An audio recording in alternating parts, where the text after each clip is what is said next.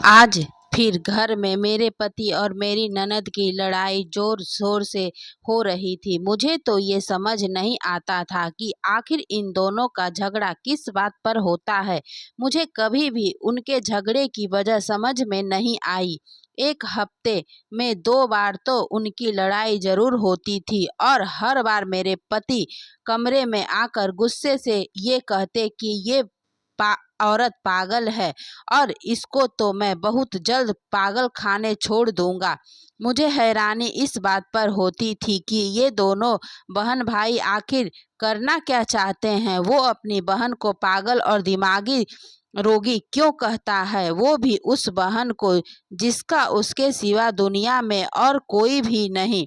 मेरी ननद विधवा हो चुकी थी और अस्थायी रूप से हमारे घर पर ही रहती थी, मगर शायद ये मेरे पति को पसंद नहीं था कि वो यहाँ हमारे साथ रहती है, इसलिए आए दिन ही दोनों की लड़ाई होती रहती थी। हैरत वाली बात ये भी थी कि मुझे अभी तक दोनों की लड़ाई का असली कारण ही मालूम नहीं था कि आखिर वो दोनों लड़ते किस बात पर हैं।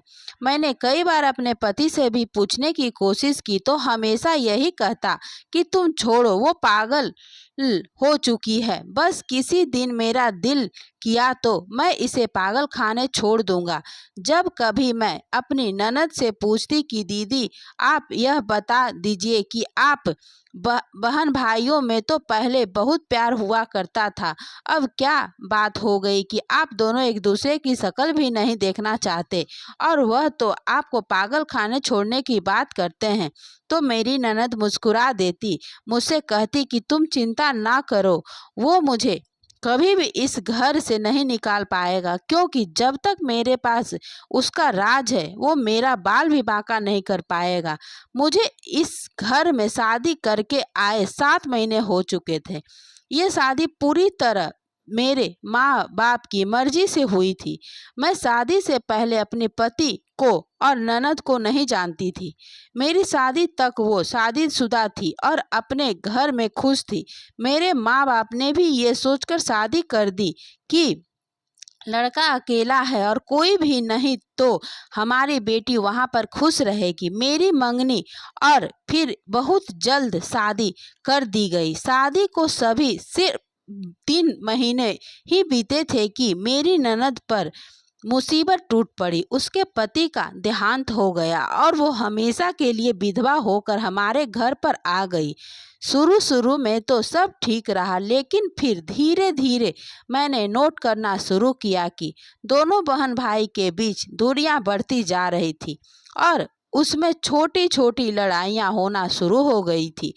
पहले पहल तो मुझे ऐसा लगा कि शायद मेरा पति हमारी प्राइवेसी को लेकर डिस्टर्ब है और इसी वजह से उसे अपनी बहन का आना अच्छा नहीं लगा। मगर मैंने उसे विश्वास दिलाया कि मुझे तुम्हारी बहन के आने से कोई प्रॉब्लम नहीं है। वैसे भी वो जवान थी, हो सकता था कि कुछ समय बाद हम उसकी साथ दूसरी शादी कर देते और अगर वो हमेशा के लिए भी रह जाती तो मुझे इस बात से भी बिल्कुल प्रॉब्लम नहीं थी। और ये बात मैंने साफ तौर पर अपने पति को बता दी थी। हालांकि मेरी माँ ने तो मुझसे कहा था कि अगर तुम्हारे पति और तुम्हारी ननद के बीच झगड़े बढ़ रहे हैं तो तुम इन झगड़ों को बढ़ावा दो और इन बहन भाइयों के बीच नफरत पैदा कर दो और उनके संबंध आपस में कभी सही न होने दो, ताकि वो बहुत जल्द तुम्हारी ननद को घर से दोबारा विदा कर दे।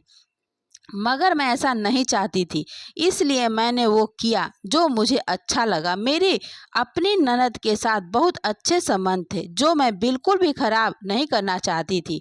वो मुझे बहनों की तरह ही प्यारी थी, लेकिन दूसरी तरफ मुझे अपने पति का व्यवहार समझ में नहीं आता था कि अपनी बहन की चिंता मेरी बजाय उसे ज़्यादा होनी चाहिए। लेकिन वो तो जैसे भूल ही गया था कि वो उसकी बहन है। जानबूझकर उससे लड़ाई करने के बहाने ढूंढता और फिर कमरे में आकर मुझसे यही कहता कि बस अब तो मैं किसी दिन इसे पागल खाने छोड़ आऊँगा। लेकिन मेरी ननद कहती, जब तक उसके पास मेरे पति का कोई राज था वो कुछ भी नहीं कर सकता। शायद उसी राज की वजह से वो अब तक चुप बैठा था। मेरी आदत ऐसी नहीं थी कि मैं चुप छुप कर उसकी बातें सुनती, वरना तो अब तक शायद मुझे इस राज के बारे में कुछ न कुछ तो पता चल ही चुका होता।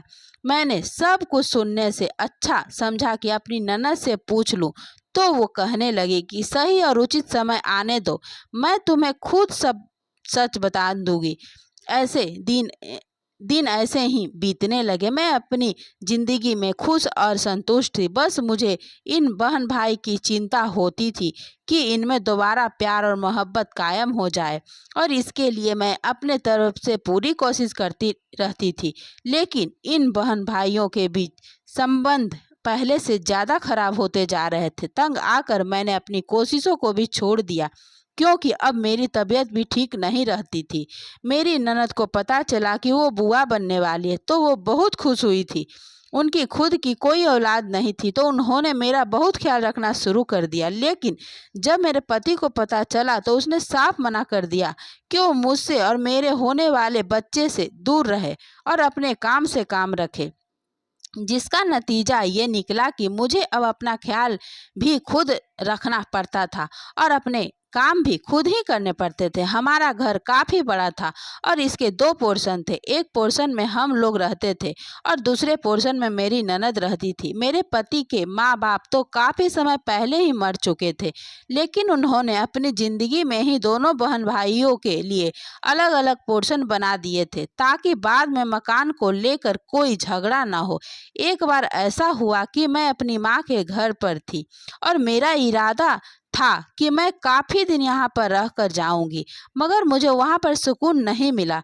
तो मैंने सोचा कि अपने घर वापस चली जाती हूँ। इसलिए मैं अपने पति को बगैर बताए उसे सरप्राइज़ देने की नीयत से घर आ गई। लेकिन शायद मेरे पोर्शन में तो ताला लगा हुआ था, इसलिए मुझे अपनी ननद के पोर्शन में आना पड़ा। मैंने जब उसे बताया कि मेरा पति इस टाइम घर पर नहीं है तो वह हंसते हुए कहने लगी, वो घर पर ही है, तुमने जरा जोर से दरवाजे पर दस्तक नहीं दी होगी, चलो मैं तुम्हें साथ लेकर चलती हूँ।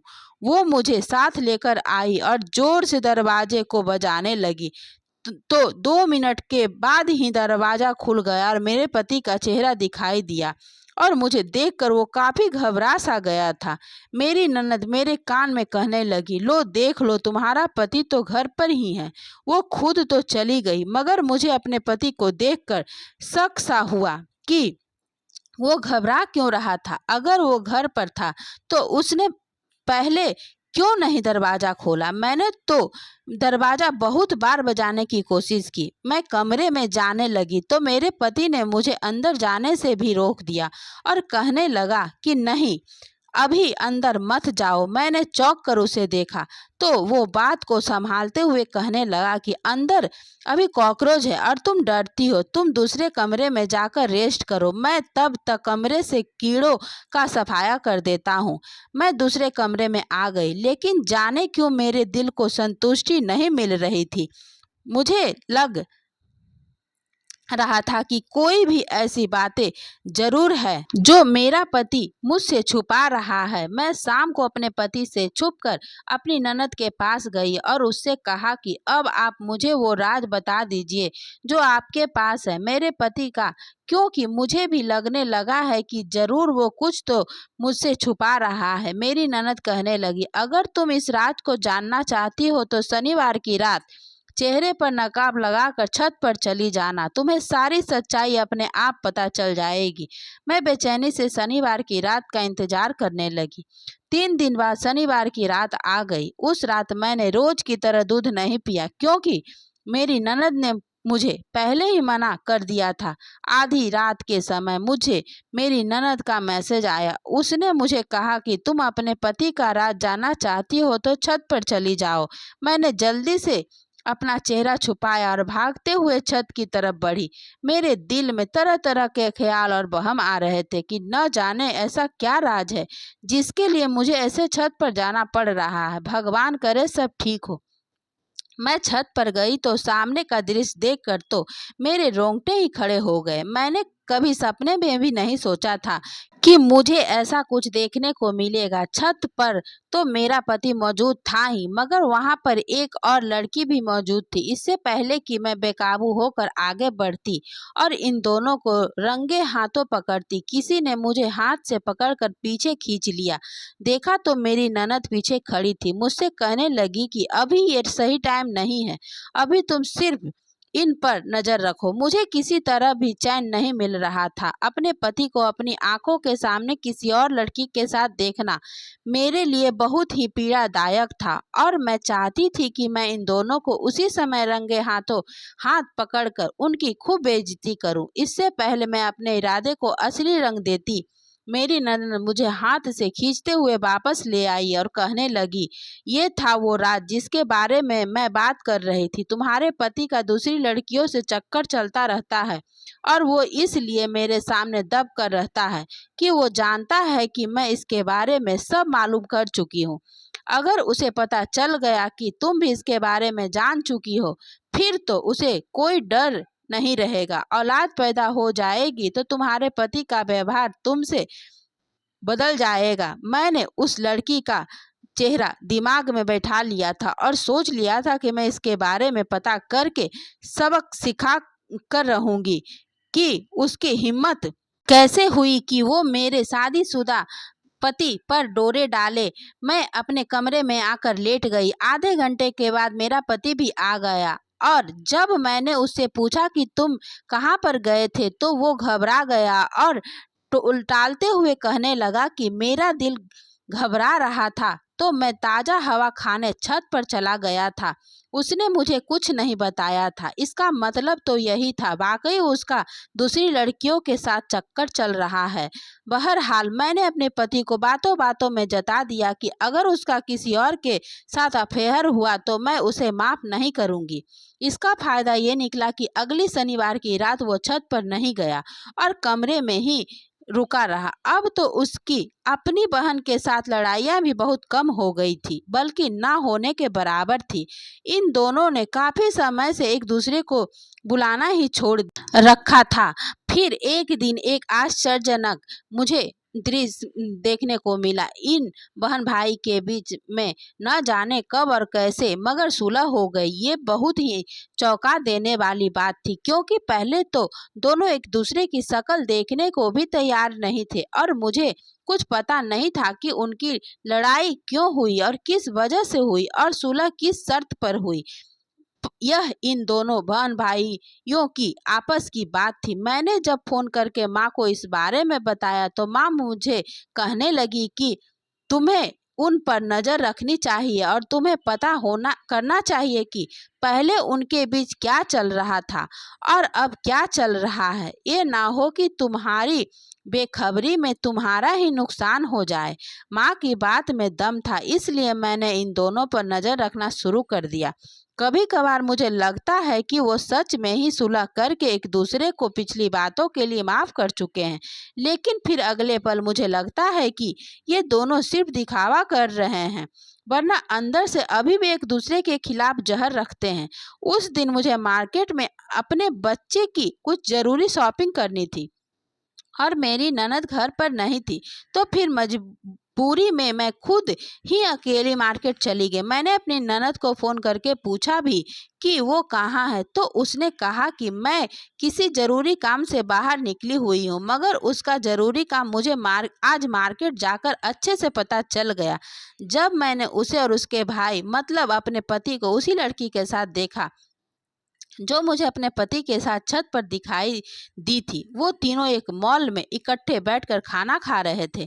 मैं भी अपना चेहरा ढक कर पीछे वाली टेबल पर जाकर बैठ गई ताकि उनकी बातें सुन सकूं।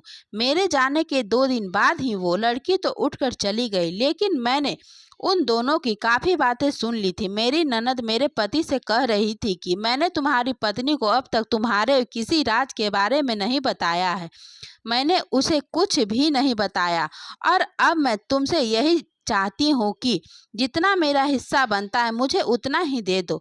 एक पैसा भी न ज़्यादा लूँगी और ना ही कम। तुम सारा हिस्सा अकेले हड़प नहीं सकते। मेरा पति कहने लगा कि ठीक है, मैं समझ गया, चिंता मत करो, मैं तुम्हारे हिस्से की पूरी रकम ही दूंगा। मैं तो शुक्र करता हूँ कि तुम मेरी सगी बहन नहीं हो। तुम जैसी लालची लड़की किसी की बहन ना ही हो तो अच्छा है। पहले मुझे समझ में नहीं आ रहा था कि वो एक दूसरे से किस बात की बात कर रहे थे, लेकिन ये सुन करके कि वो एक दूसरे के सगे बहन भाई नहीं है, मेरे पैरों के नीचे से जमीन ही निकल गई थी कि ये वो क्या कह रहा था और क्या इन लोगों ने मिलकर मुझे धोखा में रखा था। लेकिन इनका मुझे धोखे देने का क्या मकसद हो सकता था? ये मुझसे ऐसा क्या हासिल करना चाहते थे? मेरे पास तो कोई बैंक बैलेंस या प्रॉपर्टी भी नहीं थी जिसको बेचकर वो आपस में ही आधी कर लेते। वैसे भी मैं एक गरीब घर से आई थी और ना ही मैं अपने साथ लाखों करोड़ों का दहेज लेकर आई थी। तो फिर ये किस लड़की को बेवकूफ़ बनाने की बात कर रहे थे कि उस लड़की को तो नहीं जो अभी यहाँ से उठ कर गई थी। आखिर वो भी तो थोड़ी देर पहले इनके साथ बैठी इसी गेम प्लान का हिस्सा रही होगी। आखिर वो तीसरी लड़की थी कौन और ये इन दोनों की क्या लगती थी और इनके साथ उसका क्या लिंक था? ये सवाल मुझे चैन नहीं लेने दे रहे थे और जब तक मुझे पता नहीं चल जाता, मुझे सुकून ना मिलता।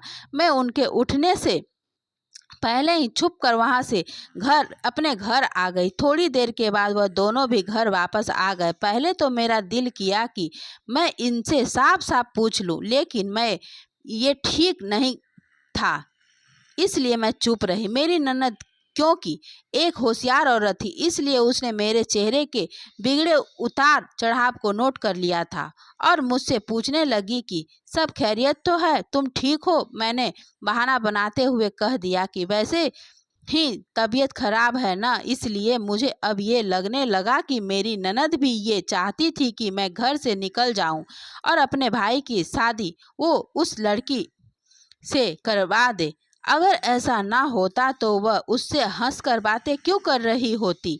पहले उसके अपने भाई के रिश्ते खराब थे, इसलिए उसने मुझे उसके चक्कर के बारे में बता दिया और अब जबकि उन दोनों की सुलह हो गई तो वो भी अपने भाई के साथ देने लगी। मुझे कुछ भी करके अपना घर बचाना था। सबसे पहले तो मुझे उस लड़की को ढूंढना था ताकि मैं उसे अपने पति से दूर रख सकूं। कुछ दिनों के बाद मैंने फिर से दोनों बहन भाइयों को बाहर जाते हुए देखा तो मुझे शक हो गया कि वो उसी लड़की से मिलने जा रहे होंगे। मैं भी थोड़ी दूरी पर रख कर उनके पीछे पीछे जाने लगी। आज मैं हर हाल में ये पता करके रहना चाहती थी कि आखिर इनके बीच चल क्या रहा है। पिछली बार तो मुझे ऐसा लगा था कि जैसे वो लड़की बहुत ही तेज और होशियार होगी, लेकिन अभी जब मैंने इन दोनों को उसके साथ देखा तो मुझे हैरत का झटका लगा। वो लड़की तो रो रही थी और इन दोनों के सामने हाथ जोड़कर कुछ कह रही थी। इतनी दूर से मुझे बातों की आवाज तो नहीं आई, लेकिन मेरे लिए काफी हैरान वाली बात थी, वो लड़की इनके आगे क्यों गिड़गिड़ा रही थी? आखिर ऐसी क्या बात थी? मैंने देखा कि मेरी ननद उसे तसल्ली दे रही थी और मेरे पति का मूड भी काफी बिगड़ा हुआ था।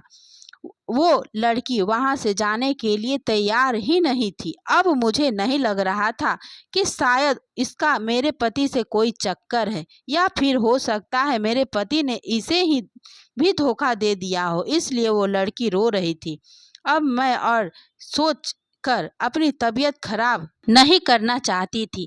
मेरे सब्र का बांध टूट चुका था, इसलिए मैंने सोचा कि मुझे उनके पास जाकर सब सीधा सीधा पूछ लेना चाहिए कि आखिर ये सब मामला क्या हो रहा है।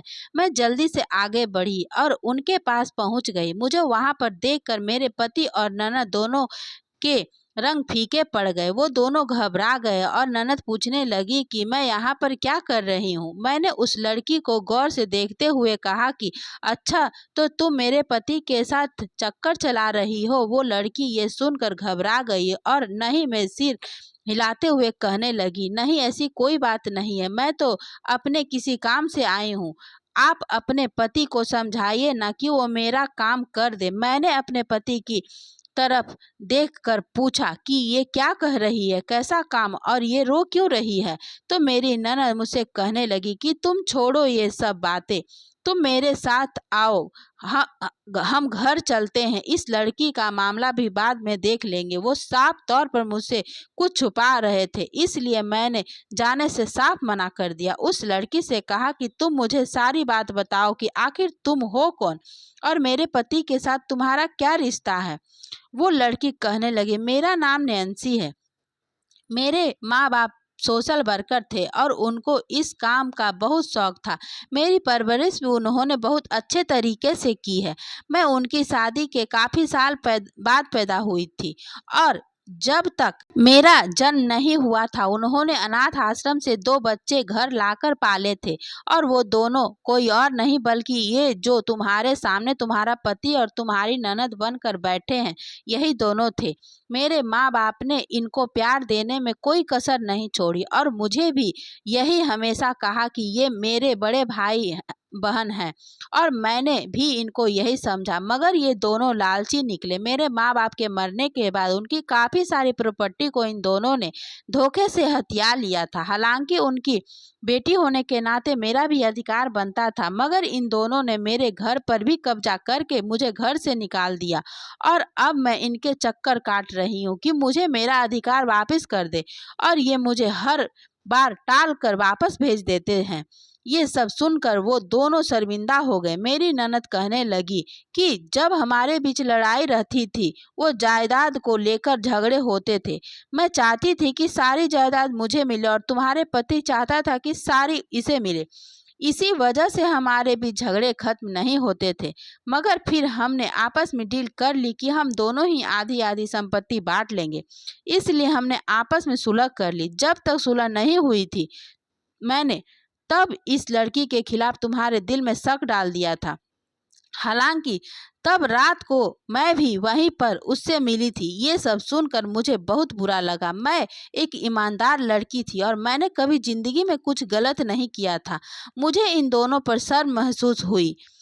मैंने कहा, अगर तुम दोनों ने इसका हक इस लड़की को वापस नहीं किया तो मैं इसका साथ दूंगी और अगर इसे कोर्ट तक जाना पड़ा तो मैं कोर्ट में भी इसके साथ जाऊंगी। यही नहीं, मैंने घर जाकर अपने पति की गैर मौजूदगी में उसे बुलाकर इस घर के सारे पेपर्स वगैरह भी उसके हवाले कर दिए। मुझे ना तो धोखा देना पसंद था और ना ही मैं किसी ऐसे इंसान के साथ रह सकती थी जो लोगों के साथ धोखा और फ्रॉड करता हो।